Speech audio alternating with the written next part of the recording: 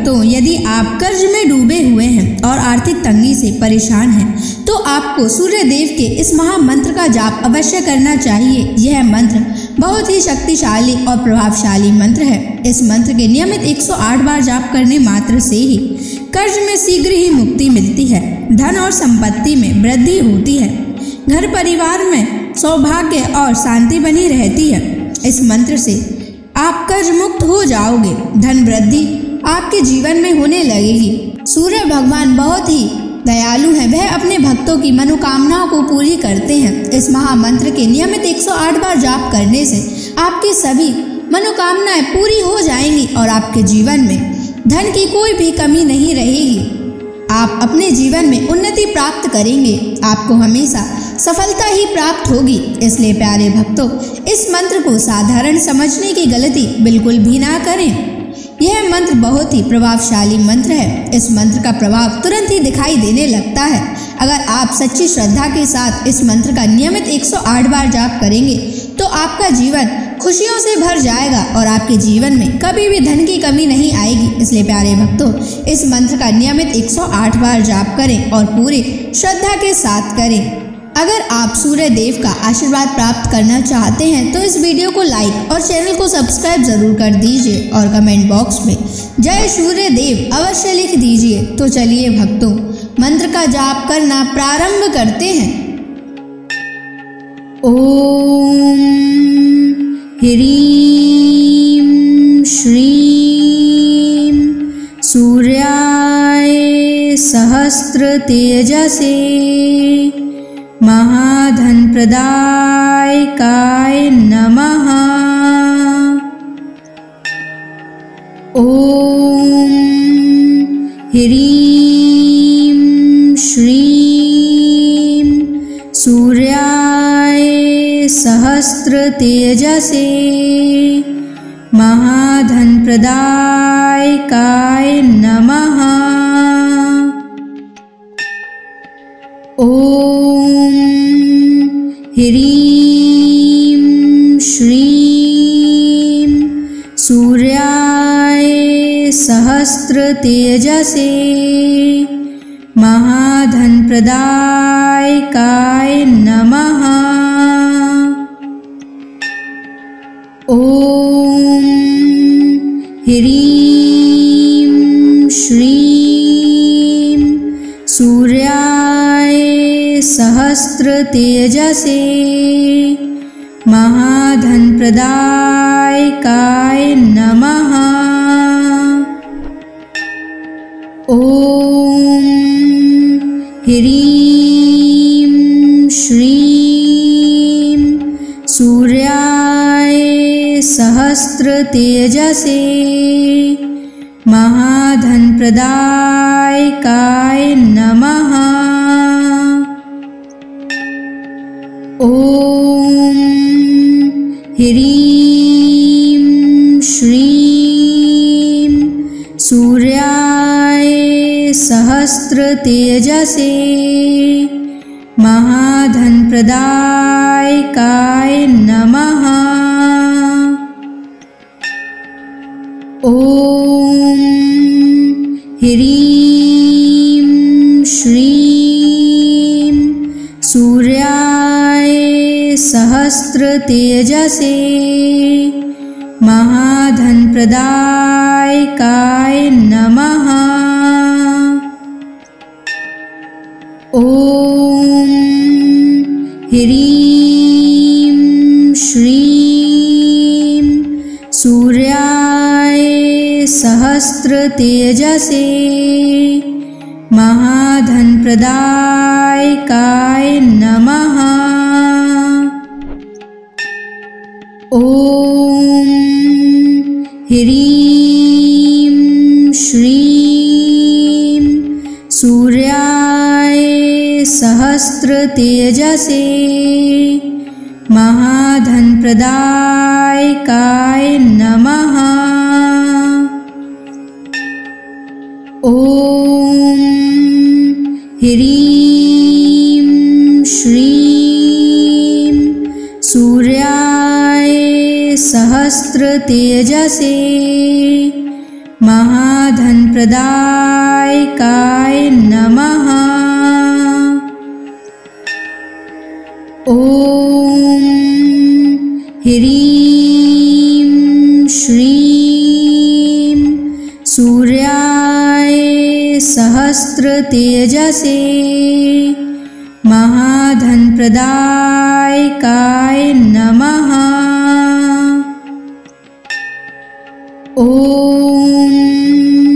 ह्रीं श्रीं सूर्याय सहस्रतेजसे महाधनप्रदायकाय नमः। ॐ ह्रीं श्रीं सूर्याय सहस्रतेजसे महाधनप्रदायकाय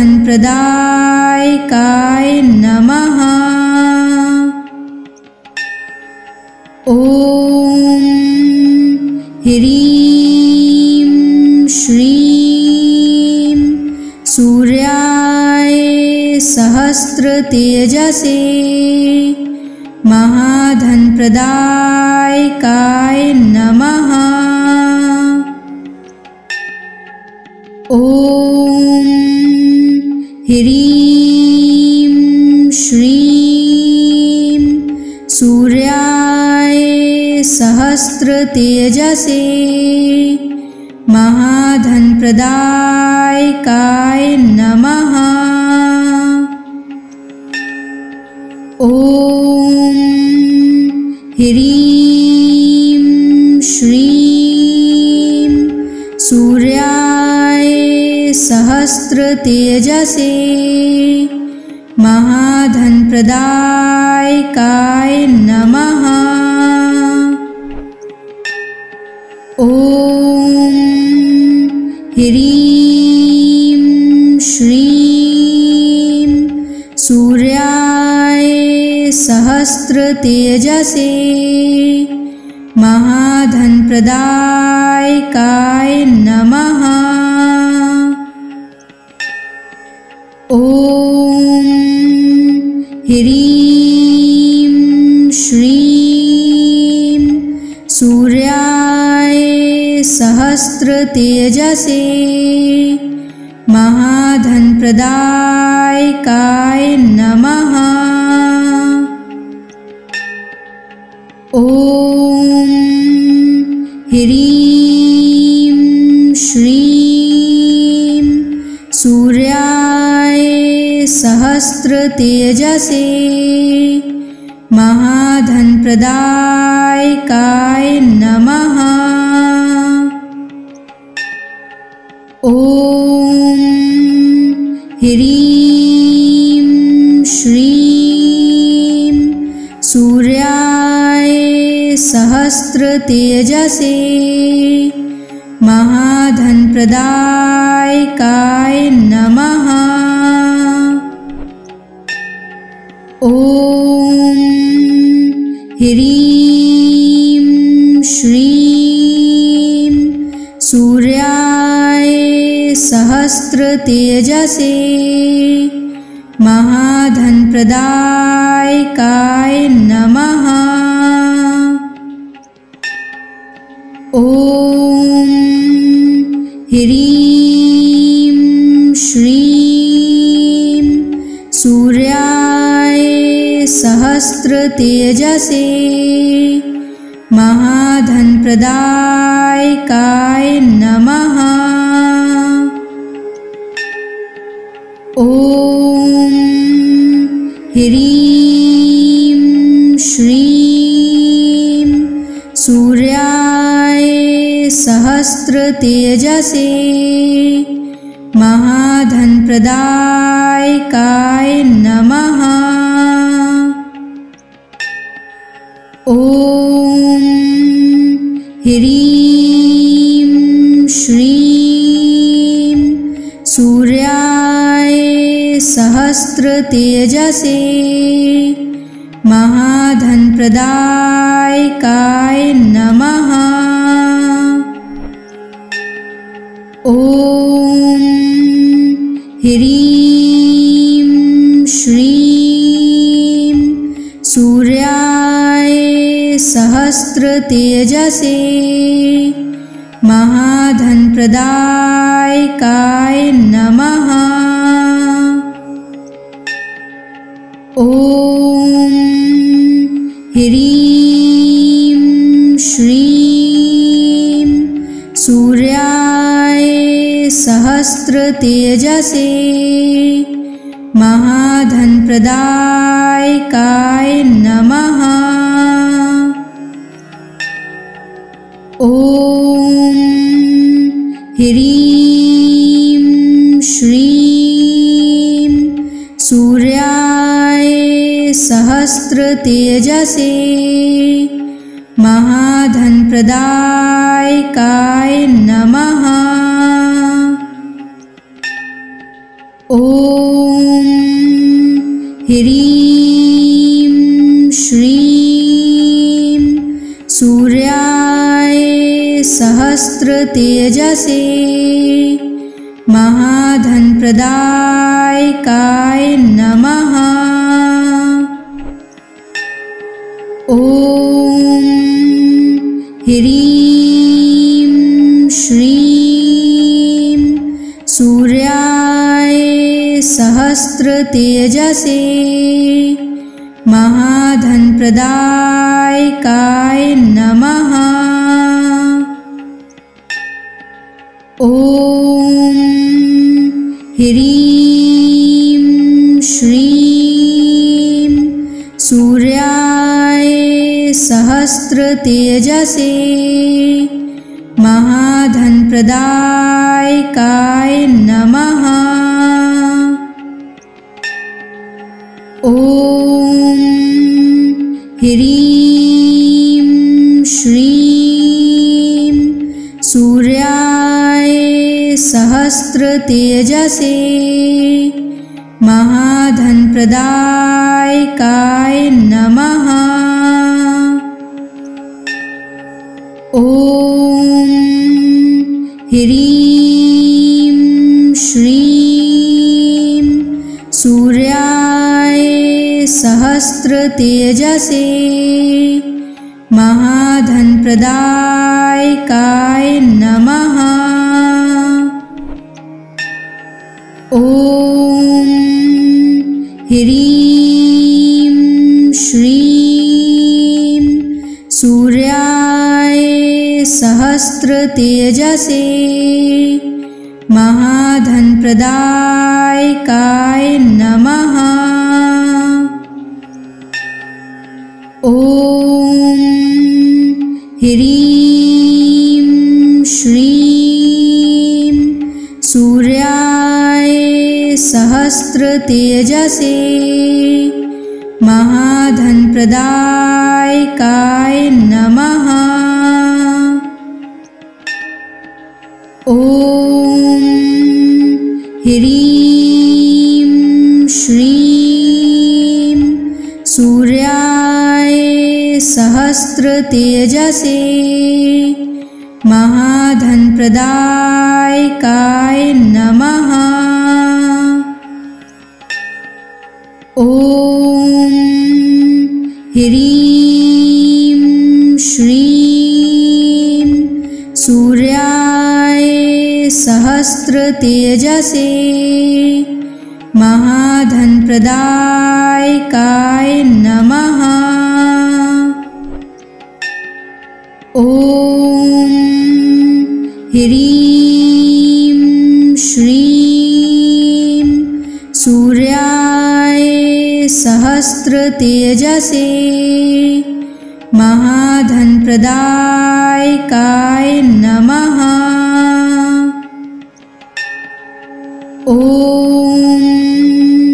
ह्रीं श्रीं सूर्याय सहस्रतेजसे महाधनप्रदायकाय नमः।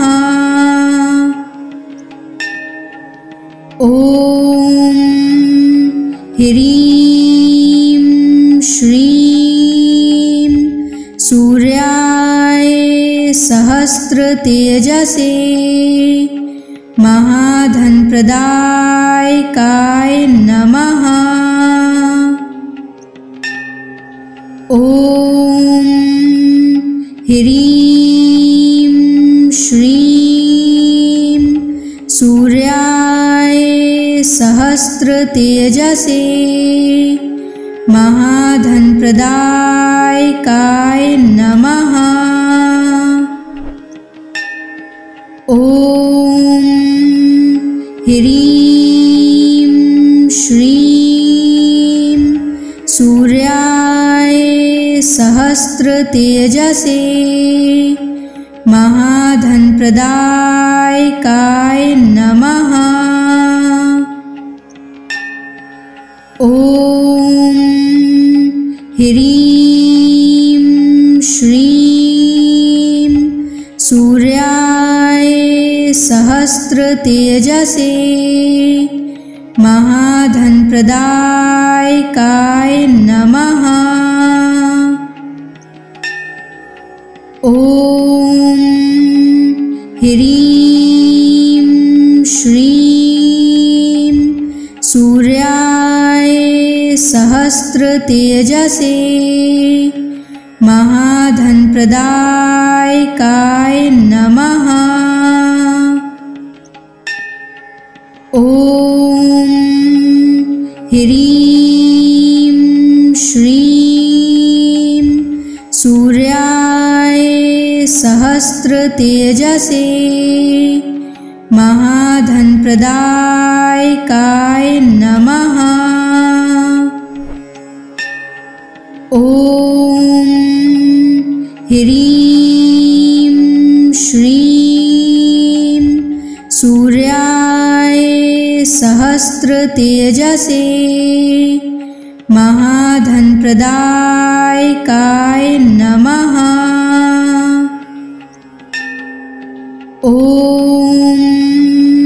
ह्रीं श्रीं सूर्याय सहस्रतेजसे महाधनप्रदायकाय नमः।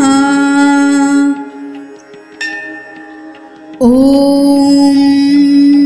ह्रीं श्रीं सूर्याय सहस्रतेजसे महाधनप्रदायकाय नमः। ॐ ह्रीं श्रीं सूर्याय सहस्रतेजसे महाधनप्रदायकाय नमः। ॐ ह्रीं श्रीं सूर्याय सहस्रतेजसे महाधनप्रदायकाय नमः। ॐ ह्रीं श्रीं सूर्याय सहस्रतेजसे महाधनप्रदायकाय नमः। ॐ ह्रीं श्रीं सूर्याय सहस्रतेजसे महाधनप्रदायकाय नमः। ॐ ह्रीं श्रीं सूर्याय सहस्रतेजसे महाधनप्रदायकाय नमः। ॐ ह्रीं श्रीं सूर्याय सहस्रतेजसे महाधनप्रदायकाय नमः। ॐ ह्रीं श्रीं सूर्याय सहस्रतेजसे महाधनप्रदायकाय नमः। ॐ ह्रीं श्रीं सूर्याय सहस्रतेजसे महाधनप्रदायकाय नमः। ॐ ह्रीं श्रीं सूर्याय सहस्रतेजसे महाधनप्रदायकाय नमः। ॐ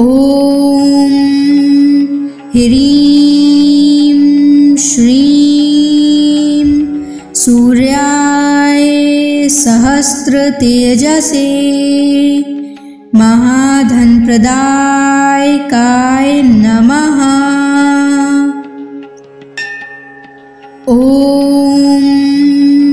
ह्रीं श्रीं सूर्याय सहस्रतेजसे महाधनप्रदायकाय नमः।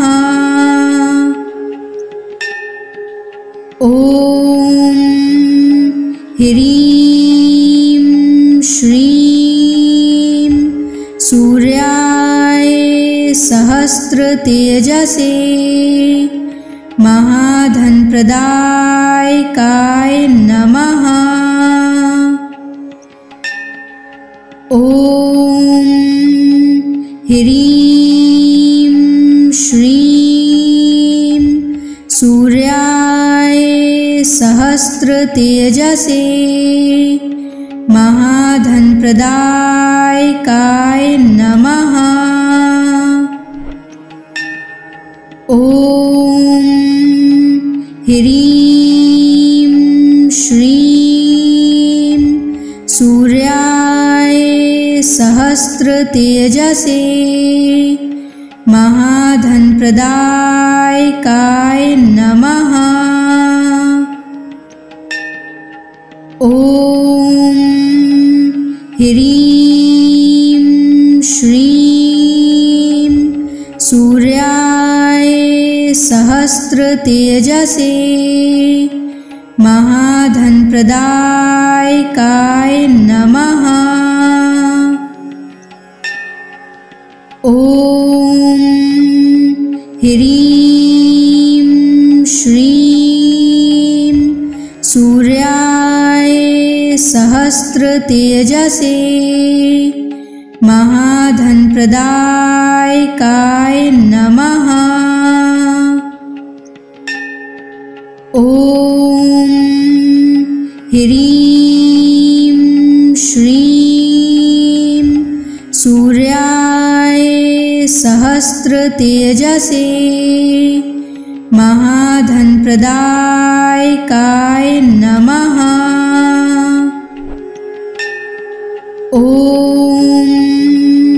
ह्रीं श्रीं सूर्याय सहस्रतेजसे महाधनप्रदायकाय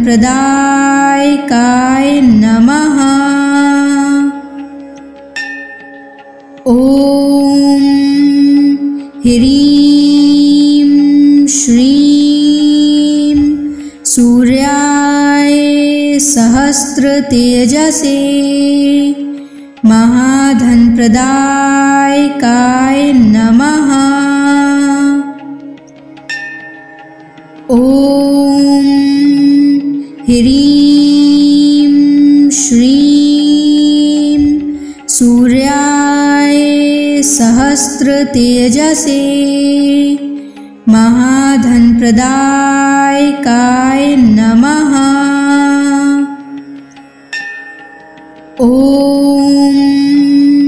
ह्रीं श्रीं सूर्याय सहस्रतेजसे महाधनप्रदायकाय नमः। ॐ ह्रीं श्रीं सूर्याय सहस्रतेजसे महाधनप्रदायकाय नमः। ॐ ह्रीं श्रीं सूर्याय सहस्रतेजसे महाधनप्रदायकाय नमः। ॐ ह्रीं श्रीं सूर्याय सहस्रतेजसे महाधनप्रदायकाय नमः। ॐ ह्रीं श्रीं सूर्याय सहस्रतेजसे महाधनप्रदायकाय नमः। ॐ ह्रीं श्रीं सूर्याय सहस्रतेजसे महाधनप्रदायकाय नमः। ॐ ह्रीं श्रीं सूर्याय सहस्रतेजसे महाधनप्रदायकाय नमः। ॐ ह्रीं श्रीं सूर्याय सहस्रतेजसे महाधनप्रदायकाय नमः। ॐ ह्रीं श्रीं सूर्याय सहस्रतेजसे महाधनप्रदायकाय नमः। ॐ ह्रीं श्रीं सूर्याय सहस्रतेजसे महाधनप्रदायकाय नमः। ॐ ह्रीं श्रीं सूर्याय सहस्रतेजसे महाधनप्रदायकाय नमः। ॐ ह्रीं श्रीं सूर्याय सहस्रतेजसे महाधनप्रदायकाय नमः। ॐ ह्रीं श्रीं सूर्याय सहस्रतेजसे महाधनप्रदायकाय नमः। ॐ ह्रीं श्रीं सूर्याय सहस्रतेजसे महाधनप्रदायकाय नमः। ॐ ह्रीं श्रीं सूर्याय सहस्रतेजसे महाधनप्रदायकाय नमः। ॐ ह्रीं श्रीं सूर्याय सहस्रतेजसे महाधनप्रदायकाय नमः। ॐ ह्रीं श्रीं सूर्याय सहस्रतेजसे महाधनप्रदायकाय नमः। ॐ ह्रीं श्रीं सूर्याय सहस्रतेजसे महाधनप्रदायकाय नमः। ॐ ह्रीं श्रीं सूर्याय सहस्रतेजसे महाधनप्रदायकाय नमः। ॐ ह्रीं श्रीं सूर्याय सहस्रतेजसे महाधनप्रदायकाय नमः। ॐ ह्रीं श्रीं सूर्याय सहस्रतेजसे महाधनप्रदायकाय नमः। ॐ ह्रीं श्रीं सूर्याय सहस्रतेजसे महाधनप्रदायकाय नमः। ॐ ह्रीं श्रीं सूर्याय सहस्रतेजसे महाधनप्रदायकाय नमः। ॐ ह्रीं श्रीं सूर्याय सहस्रतेजसे महाधनप्रदायकाय नमः। ॐ ह्रीं श्रीं सूर्याय सहस्रतेजसे महाधनप्रदायकाय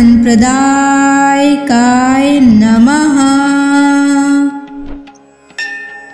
ॐ ह्रीं श्रीं सूर्याय सहस्रतेजसे महाधनप्रदायकाय नमः।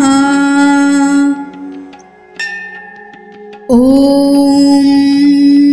ह्रीं श्रीं सूर्याय सहस्रतेजसे महाधनप्रदायकाय नमः।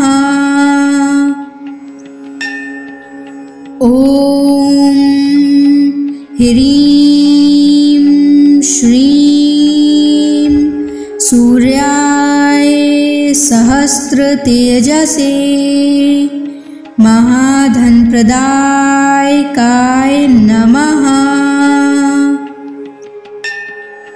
ॐ ह्रीं श्रीं सूर्याय सहस्रतेजसे महाधनप्रदायकाय नमः। ॐ ह्रीं श्रीं सूर्याय सहस्रतेजसे महाधनप्रदायकाय नमः। ॐ ह्रीं श्रीं सूर्याय सहस्रतेजसे महाधनप्रदायकाय नमः। ॐ